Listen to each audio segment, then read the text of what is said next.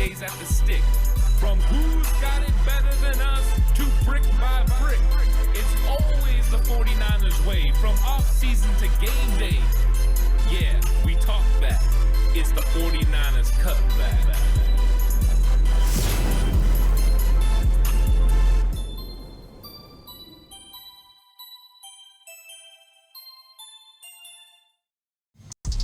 It's 49ers Cutback Podcast time. Welcome to the show, everyone.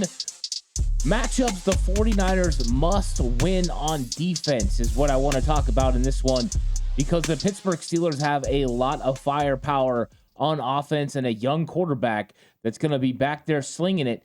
And he throws up 50-50 balls sometimes, and the Steelers have the players that can make the plays. So there's some interesting matchups in this game. Looking forward to getting into all of those during this episode. And when it comes to the 49ers, a lot has changed just in the last few hours. Nick Bosa is now under contract, so we know he's going to have some sort of an impact rushing the passer. This is not very different from what happened in his rookie season. He came back to practice on Wednesday before the first game and was able to go out there and compete, and even had a sack and plenty of tackles. So it looks like Nick Bosa is going to be out there, and he's going to be providing some things. But that's not what this focus of this episode is going to be about. This is going to be about other defensive players and their matchups with Steelers offensive weapons. And one of the first ones that I want to talk about is Ambry Thomas. With the 49ers kind of trying to figure out exactly what their nickel cornerback position is going to look like, with Steve Wilks coming out and saying it's going to be a double nickel type situation.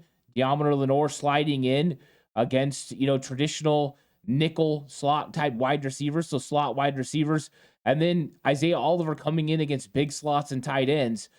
So we look at the Steelers, and they kind of have guys that can do both. They have guys who can play in the slot and create using their speed, which could be a mismatch for Isaiah Oliver. And then they have the size as well to possibly take advantage of Deommodore Lenoir when he's in there. Now, Lenoir has played pretty good against bigger wide receivers, including DK Metcalf. So I'm not as worried about his size in the short area. But when you get deep down the field, those 50 balls could be a problem. But the reason I want to focus on Ambry Thomas is what the 49ers have been doing during the preseason is once they go to their sub-nickel package, they move Deommodore Lenoir from outside corner inside. And when they do that, they replace him with Ambry Thomas. Now, Ambry Thomas was very solid for the 49ers in 2021 along their playoff run. He even had a pivotal interception against the Rams that clinched the 49ers playoff spot. But there were also some inconsistencies, a lot of those in zone, not sagging deep enough when he should have. When he didn't have any underneath receivers, he wouldn't sag far enough, and he would leave a void between him and the safety for a play to happen. The Rams and Cooper Kupp took advantage of that in the NFC Championship game in 2021. In 2022, Ambry Thomas was definitely not the player the 49ers envisioned when they came into the season. They thought he was going to be competing for that starting spot. He was going to go out there and compete with Emmanuel Mosley to see who was going to stop or start next to Charvarius Ward, but he never really got anywhere near the field. Players like Sam Womack and Deommodore Lenoir passed him. Well, now he's got another opportunity, and he's looked significantly better through training camp and preseason. His route concept recognition is at an all-time high. He was undercutting routes. He was playing really tight coverage, driving on footballs, getting his hands on receivers and getting more physical, which is going to need to happen in this matchup. And the reason that this is a matchup that Ambry Thomas has to win, and when I'm saying win, I don't mean prevent these guys from getting any catches, because they're going to get catches.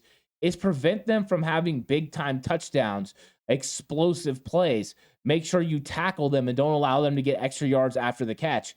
Those are the things I'm talking about. Win more reps than you lose. And Ambry Thomas is going to go against a pretty good group of wide receivers. Deontay Johnson, he can get in and out of his breaks. He runs great routes. He's going to test him in that way. George Pickens has got a huge catch radius and is going to make some spectacular attempts to catch footballs. And usually he makes a big one.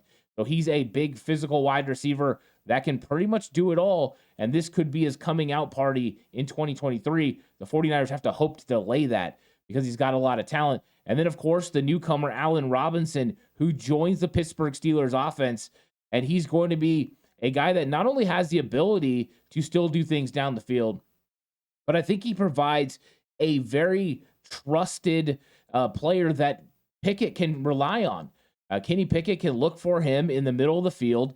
He recognizes zone very well. He has a very good confidence to sit down in those zones, nestle in there, and make catches. And I think he could be big for Pickett on third down, being able to convert. And so they've added these talent. But when these guys are playing on the outside against Ambry Thomas, Thomas has to be good. Because just because you move Deommodore Lenoir in to secure your nickel corner spot, it could leave it open for the Steelers to take advantage of the outside corner. If the 49ers are able to have Ambry Thomas play at a high level and be able to somewhat slow down the Steelers wide receivers, the 49ers can win this matchup. So it's not about stopping the Steelers wide receivers completely. It's about trying to limit them the best you can. And yes, they're very good, they're very talented, and they have a quarterback that can get them the football at a high level.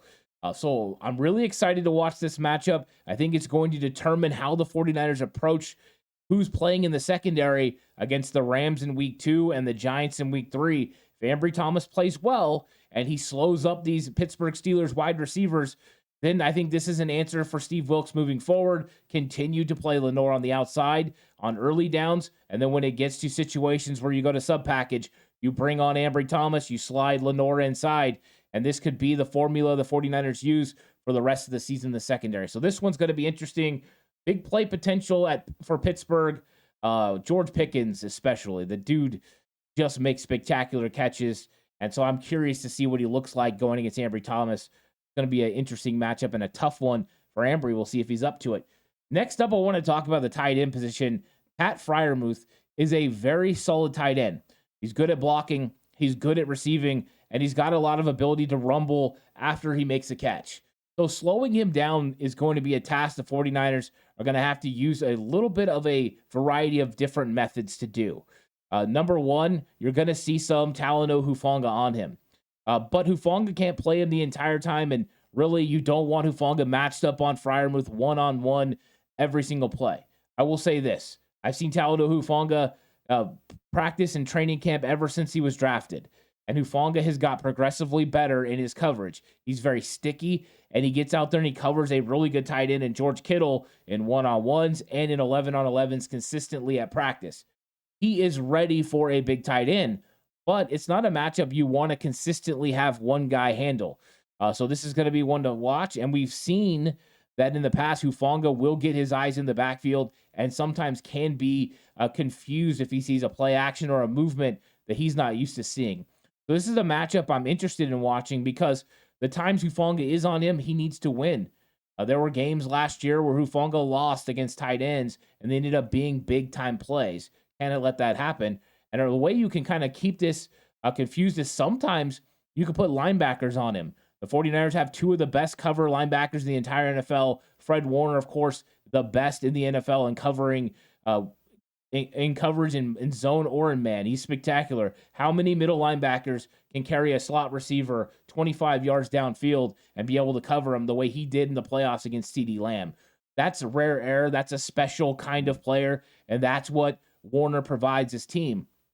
And what he does is he gives them a lot of flexibility because Fred Warner can go out in a slot and cover a tight end in certain formations, in certain situations, and the 49ers defense doesn't miss a beat.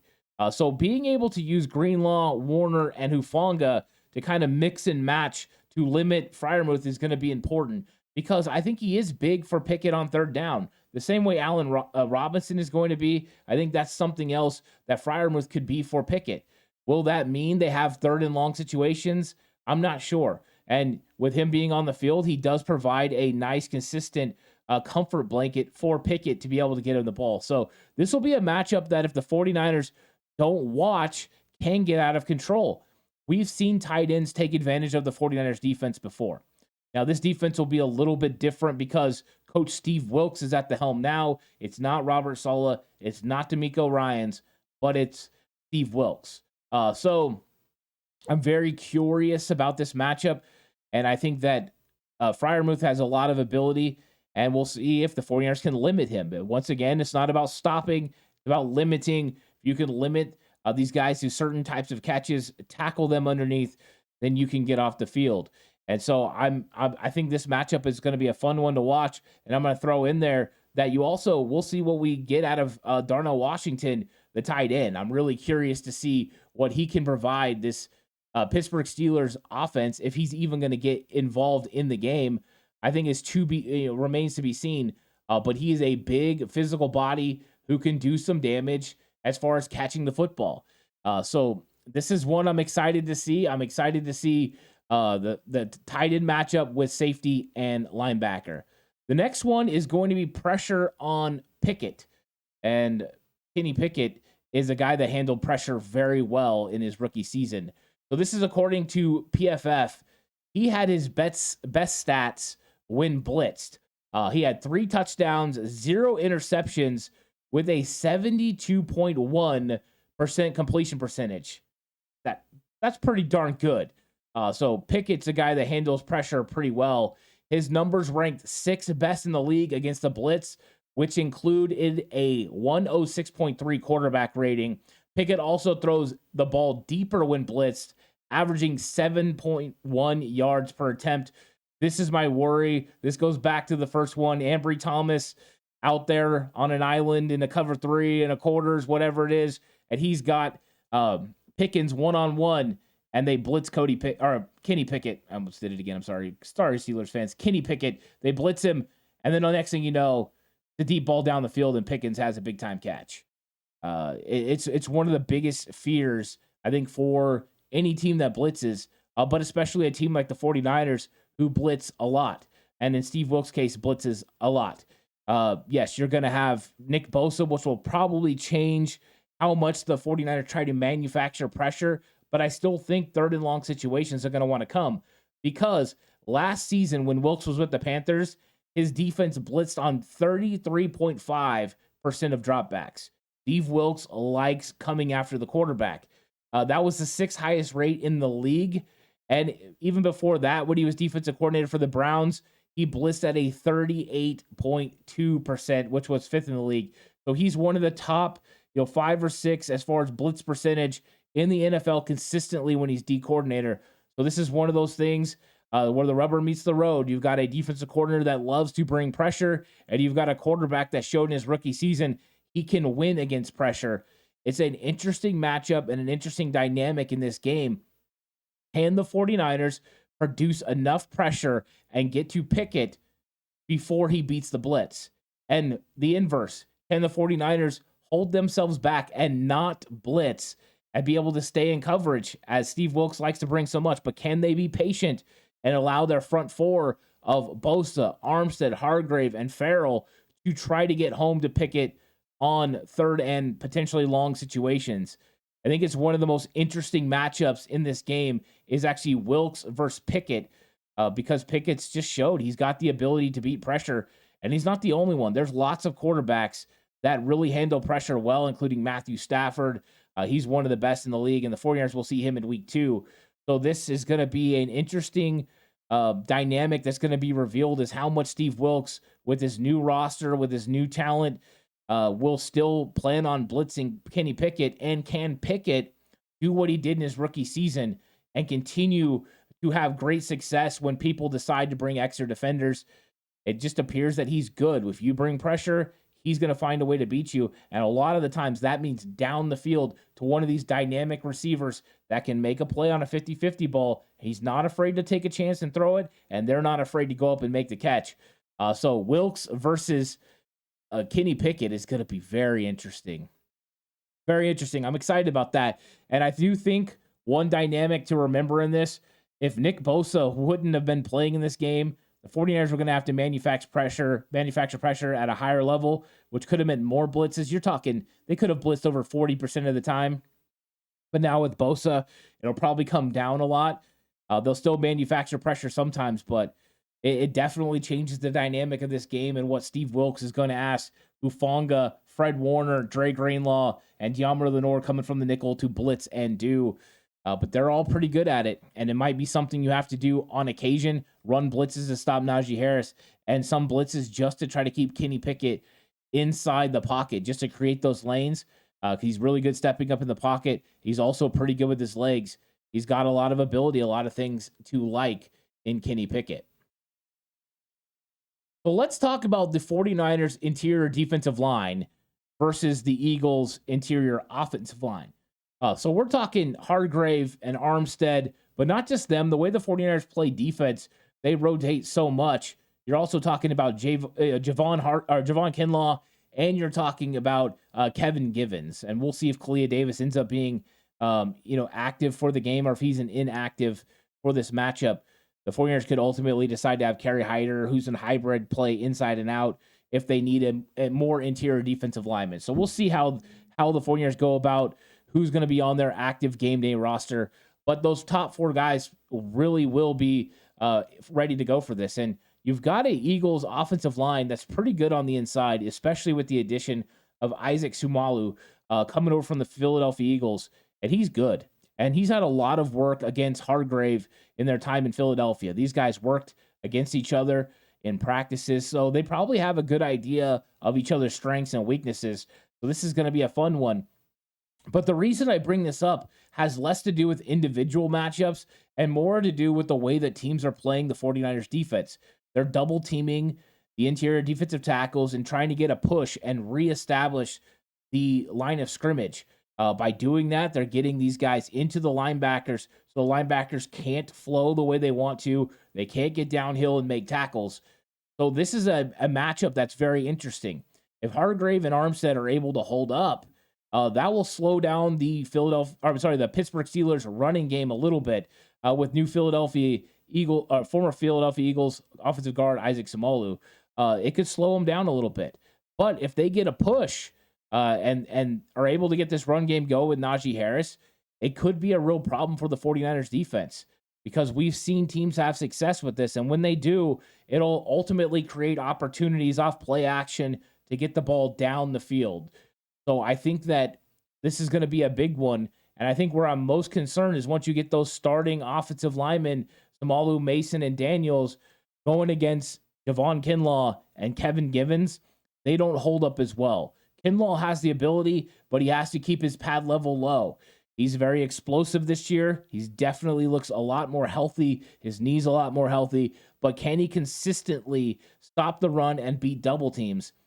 If he can't, it's going to be a long day for the 49ers. And they can't ask Hargrave and Armstead to play an extensive amount of snaps in week 1 and run the risk of wearing them down or potentially some sort of an injury because they've had to overplay them.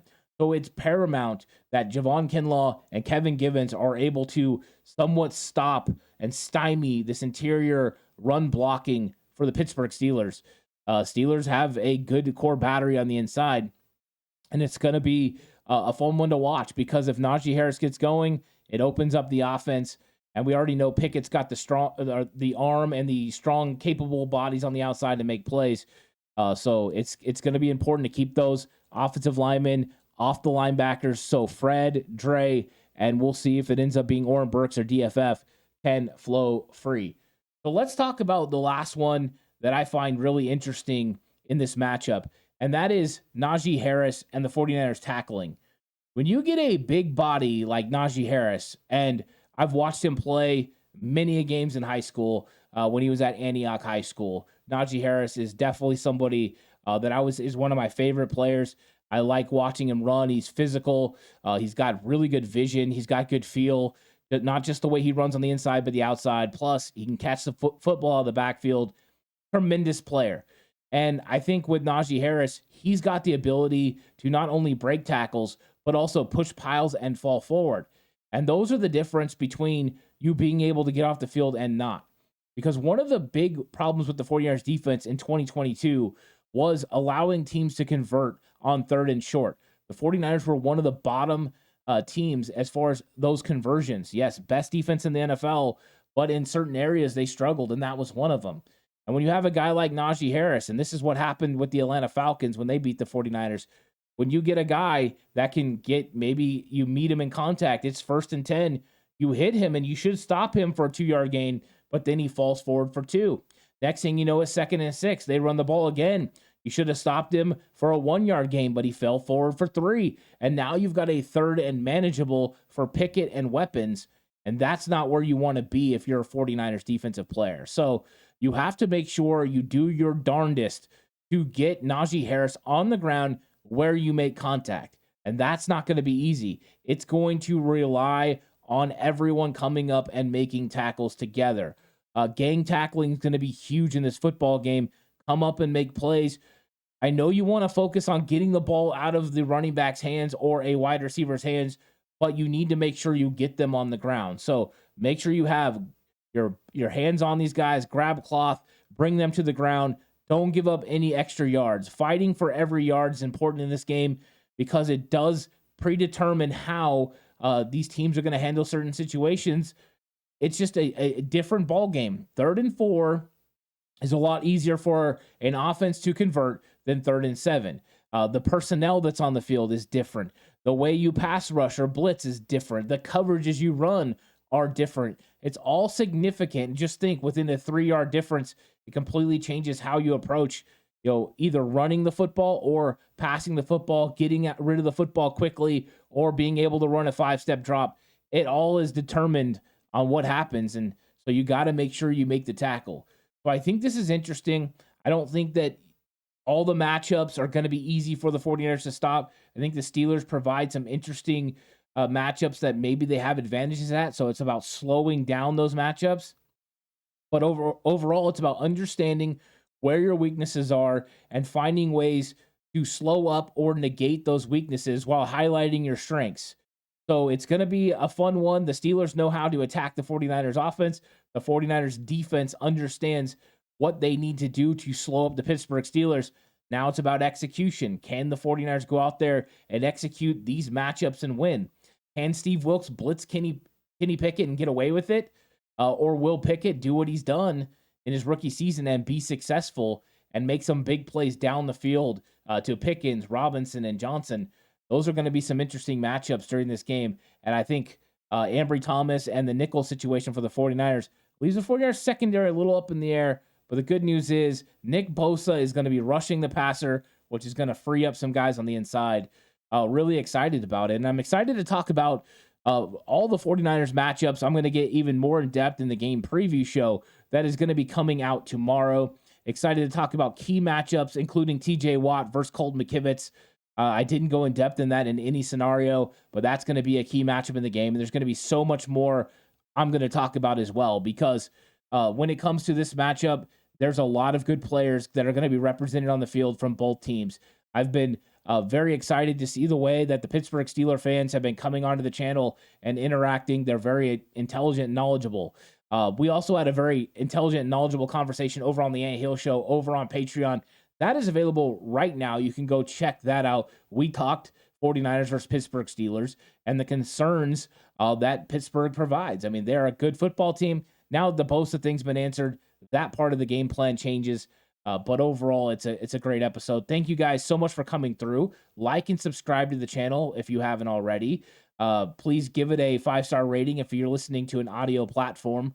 49ers Cutback on Believe. And of course, you can head over and download the PSF app, which is Pro Sports Fans app, and you can interact with me and Mark Adams of 49ers Camelot.